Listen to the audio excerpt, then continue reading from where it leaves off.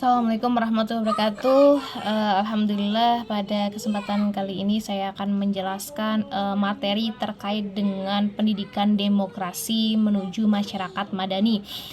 Di mana kalau kita lihat bahwasanya secara terminologi yang namanya masyarakat madani dari salah satu tokoh misalnya Nurholis Majid mengatakan bahwasanya masyarakat madani merupakan suatu masyarakat yang tunduk dan patuh pada hukumnya. Artinya hukum itu merupakan suatu sarana dalam hal mengatur masyarakat ya, baik yang boleh dilakukan dan tidak boleh dilakukan. Nah, kemudian juga ada pengertian secara terminologi terkait dengan masyarakat madani dari Cicero yang mengatakan bahwasanya masyarakat madani merupakan suatu masyarakat politik ya, masyarakat politik yang memiliki kode hukum sebagai pedoman hidup. Nah, artinya dalam hal ini Cicero mengabstraksikan bahwa dari abstraksi dari masyarakat baik itu secara personal maupun secara komunal itu diabstraksikan dalam bentuk istilah-istilah yang secara terminologi. Nah, kemudian juga ada yang namanya karakteristik menurut Cicero ini bahwa masyarakat madani berperadaban maju. Nah, seperti itu. Nah, artinya dari kedua tokoh tersebut mengemukakan hukum itu sebagai aturan hidup ya di dalam suatu masyarakat madani pada khususnya. Nah, kemudian bagaimana sih kita bisa melihat ya misalnya terkait dengan kemunculan masyarakat madani. Masyarakat madani ini muncul itu tidak serta-merta muncul dengan sendirinya ya. Karena kita juga bisa melihat ya yang namanya masyarakat madani itu kan juga sama saja kita representasikan sebagai lembaga sosial. Nah, lembaga sosial yang berada dalam masyarakat yang mana dalam hal ini juga membatasi kewenangan dari pemerintah ya. Jadi membatasi karena terkadang ada yang namanya kesewenang-wenangan. Nah, kesewenang-wenangan itu dibatasi dengan adanya hukum. Nah, seperti itu. Nah, kemudian juga dalam hal karakteristik madani bisa dikatakan sebagai masyarakat madani itu seperti apa dan bagaimana. Nah, nanti kita akan bicarakan setelah kita membahas terkait dengan yang namanya kemunculan masyarakat madani ini. Faktor munculnya masyarakat madani itu apa saja? Ada berbagai macam faktor. Kenapa ada muncul masyarakat madani. Misalnya ada faktor terkait dengan ketidakseimbangan antara hak dan kewajiban ya. Jadi hak itu tidak diberikan secara menyeluruh kepada masyarakat pada umumnya dan seharusnya pemerintah ini berkewajiban melakukan suatu namun tidak dilakukan ya. Artinya banyak sekali konflik-konflik atau kejadian-kejadian yang memang dalam hal ketidakseimbangan berkaitan dengan hak dan kewajiban ini tidak balance seperti itu ya.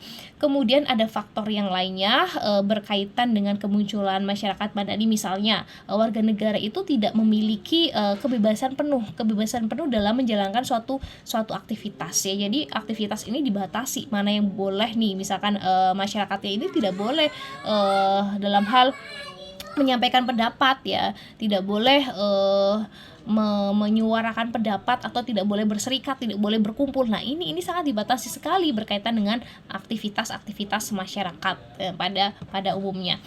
Kemudian ada faktor yang ketiga yang itu berkaitan dengan yang mana ada pembatasan lagi berkaitan dengan gerak di bidang politik ya.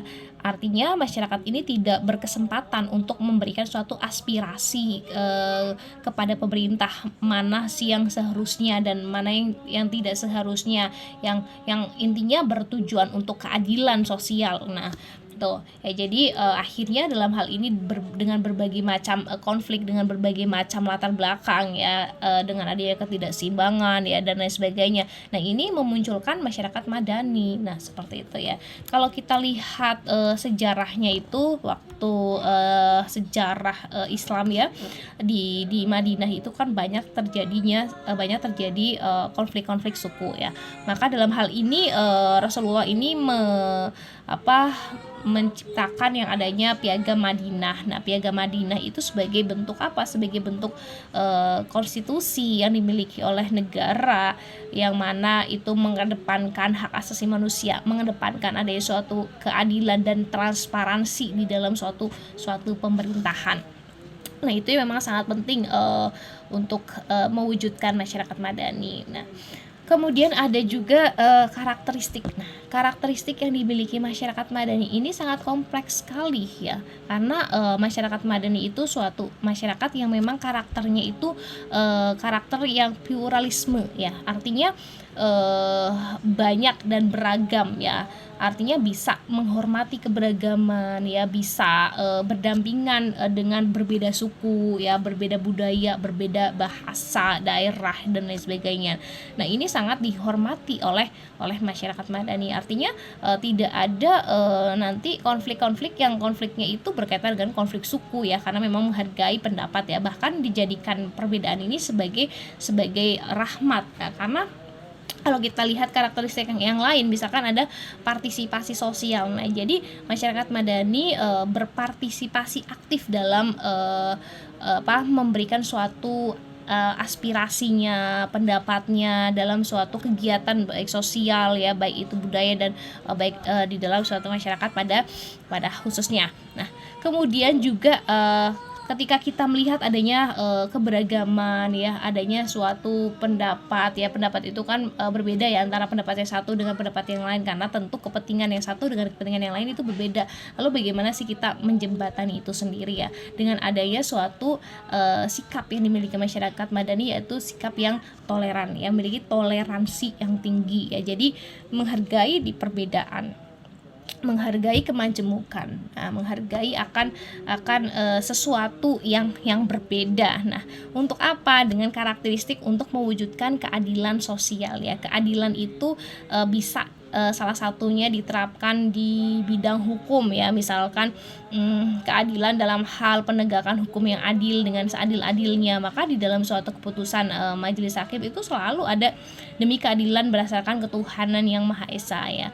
Artinya bagaimana caranya nanti hukum itu bisa berjalan ya, kita bisa menerapkan adanya suatu fungsi hukum itu dapat berjalan dengan pendapatnya si Friedman ya. Ada yang struktur ya, struktur hukum, ada yang berkaitan dengan substansi hukum, dan ada yang berkaitan dengan budaya hukum.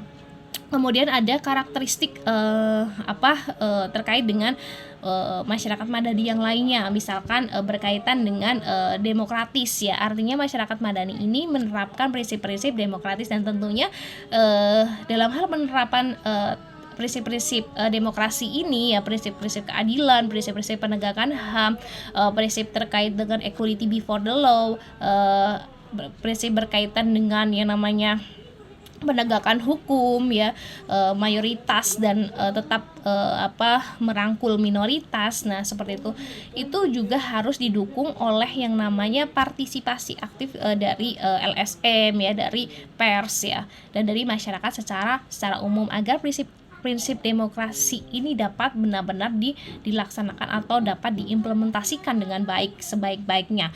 Nah, mengingat bahwasanya karakteristik dari masyarakat madani yang lain yaitu berkaitan dengan supremasi hukum, yaitu berkaitan dengan penegakan hukum ya, menjadikan hukum sebagai pedoman ya, pedoman dalam hal berperilaku, bertindak ya, berbangsa, bernegara. Dan akhirnya kita juga bisa menggunakan ruang-ruang publik ya, kita bisa berhak atas ruang-ruang publik yang memang disediakan oleh pemerintah. Nah, kemudian bagaimana sih kita bisa mewujudkan masyarakat madani di Indonesia? Nah, maka ada berbagai macam hal yang perlu kita perhatikan, yaitu berkaitan dengan sejarah. Kita harus mengetahui sejarah Indonesia terlebih dahulu, karena kita tidak lepas dari yang namanya penjajahan ya, berkaitan dengan produk-produk hukum Indonesia ya, ada Kode Sivil, Kode Commerce, Kode Penal, itu semuanya merupakan warisan kolonial, yang artinya keberlakuan terkait warisan tersebut itu masih berlaku sepanjang belum ada aturan yang baru. Nah, ini diatur di dalam aturan peralihan pasal 2 Undang-Undang Dasar 1945. Nah, bagaimana caranya kita bisa menerapkan nilai-nilai yang hidup di dalam masyarakat di dalam hukum itu sendiri? Maka ketika hukum warisan kolonial ini sudah tidak sesuai dengan nilai-nilai yang hidup dalam masyarakat, maka akan dirubah, misalkan berkaitan dengan tanah ya ada di dalam KUH Perdata buku kedua, maka diganti dengan yang namanya Undang-Undang Pokok Agraria. Lalu berkaitan dengan perkawinan, nah ini kan sudah tidak sesuai, maka diganti dengan undang-undang terkait dengan perkawinan, yaitu Undang-Undang Nomor 1 Tahun 1974 dan sudah diganti dengan Undang-Undang Nomor 16 Tahun 2019. Nah itu ya, jadi kita harus bisa memahami sejarah dari Indonesia. Kemudian ada PR yang harus dikerjakan, yaitu terkait dengan perwujudan masyarakat madani.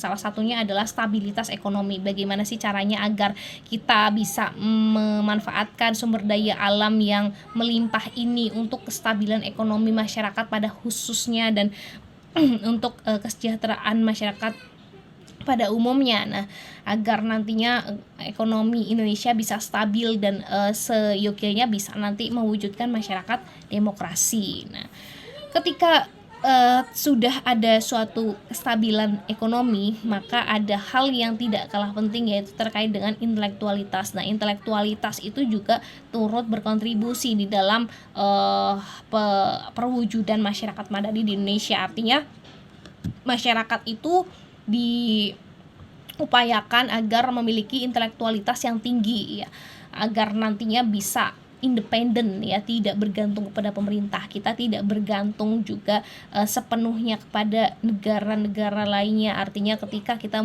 memiliki sumber daya alam yang melimpah, kita tidak perlu mengekspor, kita tidak perlu mengimpor ya, tidak perlu mengimpor yang memang kita memiliki kekayaan alam itu sendiri ya.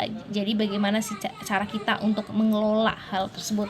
Nah, kemudian dalam hal perwujudan masyarakat madani itu diperlukan adanya suatu pendidikan demokrasi. Pendidikan demokrasi itu ada di dalam pendidikan keluarga negaraan, di mana pendidikan demokrasi merupakan suatu upaya yang terstruktur, di mana upaya itu dilakukan oleh negara maupun pemerintah maupun masyarakat untuk apa? Untuk memfasilitasi agar nantinya masyarakat atau warga negara itu memahami ya, menghayati ya, menerapkan bahkan sampai mengembangkan nilai-nilai demokrasi ya, sesuai dengan apa? Sesuai dengan keahlian dan bidangnya masing-masing ya. Misalnya ketika dia berprofesi sebagai hakim ya, maka jelas dan harus tentu dalam hal memberikan keputusan yang seadil-adilnya. Ketika memang ada gesekan antara keadilan, kepastian dan kemanfaatan, maka diprioritaskan keadilan yang benar-benar menyeluruh. Bahkan dalam hal ini hakim itu tidak dipersalahkan apabila menggali nilai-nilai yang hidup dalam masyarakat, karena menggali nilai-nilai yang hidup dalam masyarakat itu dilindungi oleh undang-undang, khususnya undang-undang kekuasaan kehakiman, bahkan dilindungi oleh konstitusi kita. Nah, itu berkaitan dengan pembahasan yang namanya pendidikan demokrasi menuju masyarakat madani ya. Sekian pembahasan singkat dari saya, semoga bermanfaat. Wassalamualaikum warahmatullahi wabarakatuh.